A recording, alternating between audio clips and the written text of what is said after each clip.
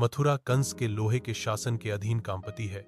उसकी गलियां डर और निराशा से गूंजती हैं। शहर के जीवंत रंग कंस के अत्याचार की छाया से मंद पड़ गए हैं। हर कोना कंस की क्रूरता की कहानियों को फुसफुसाता है, जो उसके दमनकारी शासन की निरंतर याद दिलाता है।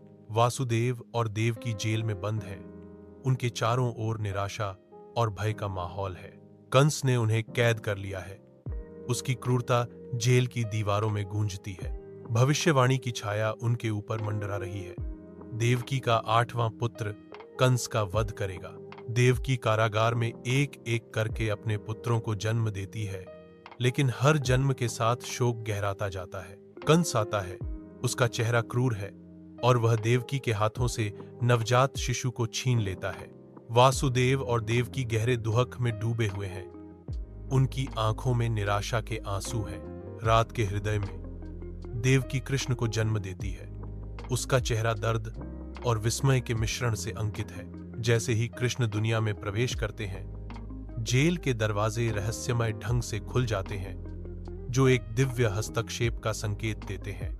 वासुदेव को दिव्य आदेश प्राप्त होता है। उनकी आंखें समझ और संकल्प से फैल जाती हैं। वह गोकुल की एक खतरनाक यात्रा पर निकलने की तैयारी करता है। कृष्ण को नंद और यशोदा के घर की सुरक्षा के लिए ले जाता है। वासुदेव यमुना नदी पार करते हैं, कृष्ण को एक टोकरी में रखे हुए। नदी में बाढ़ आई हुई है। पानी का बहाव तेज है। शेषनाग कृष्ण की रक्षा करते हैं, फन फैलाए हुए।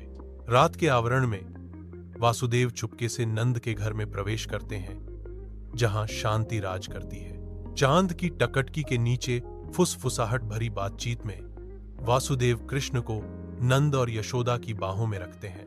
भारी मन से वासुदेव यशोदा के नवजात शिशु को गोद में लेते हैं, जाने की तैयारी कर रहे हैं। तेल के दियों की धुंधली रोशनी लंबी छाया डालती है। क्योंकि वासुदेव अंधेरे में गायब हो जाता है, कारागार में लौटता है।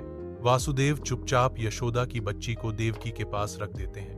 कमरे में तनाव व्याप्त है। कंस प्रवेश करता है। उसकी आंखों में क्रूरता है। मैं इसे अभी खत्म कर दूंगा। जैसे ही कंस बच्ची को मारने की कोशिश करता है, एक चमत्कार होता है। लड़की उसके हाथों से फिसल जाती है और हवा में ऊपर उठ जाती है, एक दिव्य प्रकाश से घिरी हुई। कंस, तेरा वध करने वाला पहले ही जन्म ले चुका है। तेरा अंत निकट है। गोकुल में कृष्ण बढ़ते हैं, नंद और यशोदा के स्नेह में पालित। कृष्णा की बचपन की लीलाएं सभी को मोहित करने लगती हैं। वृंदावन में कृष्ण गोपियों के साथ नृत्य करते हैं। उनकी बांसुरी की मधुरता सभी को मंत्रमुग्ध कर देती है। गोपियां कृष्ण को घेर लेती हैं। उनकी गतिविधियां दिव्य लय को दर्शाती हैं। रास लीला के आनंद से हवा में कंपन होता है, जो भक्ति और प्रेम का नृत्य है। कृष्ण मथुरा लौटते हैं। हवा अनकही प्रत्याशा से भरी हुई है। उसकी आवाज दृढ़ संकल्प के साथ गूंजती है। मैं कंस को चुनौती देता हूं। कृष्णा कंस से भिड़ते हैं और उसका वध करते हैं। कृष्णा राजसभा में प्रभावशाली ढंग से खड़े हैं। उग्रसेन सिंहासन पर चढ़ता है। उसका चेहरा दृढ़ संकल्प से अंकित है। मथुरा के लोग खुश हैं। उनके चेहरे नई स्वतंत्रता से चमक रहे हैं। कृष्ण द्वारका में अपनी शानदार राजधानी स्थापित करते हैं, जो आशा और न्याय का प्रतीक है। वह धर्म के स्तंभ के रूप में खड़े हैं। उनकी उपस्थिति अन्याय को मिटाने का वादा है। कुरुक्षेत्र के युद्ध के मैदान में कृष्ण अर्जुन के सारथी बनते हैं। सूरज सिर पर चमक रहा है। कृष्णा लगाम कसते हुए, हवा तनाव से भरी है। उसका चेहरा शांत है।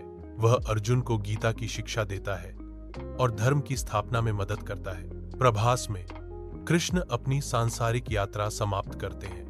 वह अपने समर्पित अनुयायियों पर मोक्ष प्रदान करता है। कृष्णा विष्णु में परिवर्तित हो जाते हैं। उनका दिव्य रूप स्वर्गीय प्रकाश बिखेरता है। देवता विष्णु के चारों ओर खड़े हैं। उनकी आवाजें प्रशंसा और जयकार के कोरस में गूंज रही हैं। पृथ्वी पर कृष्ण की दिव्य लीला याद की जाती है। लोग उसकी पूजा करते हैं। लोग उसका आशीर्वाद चाहते हैं।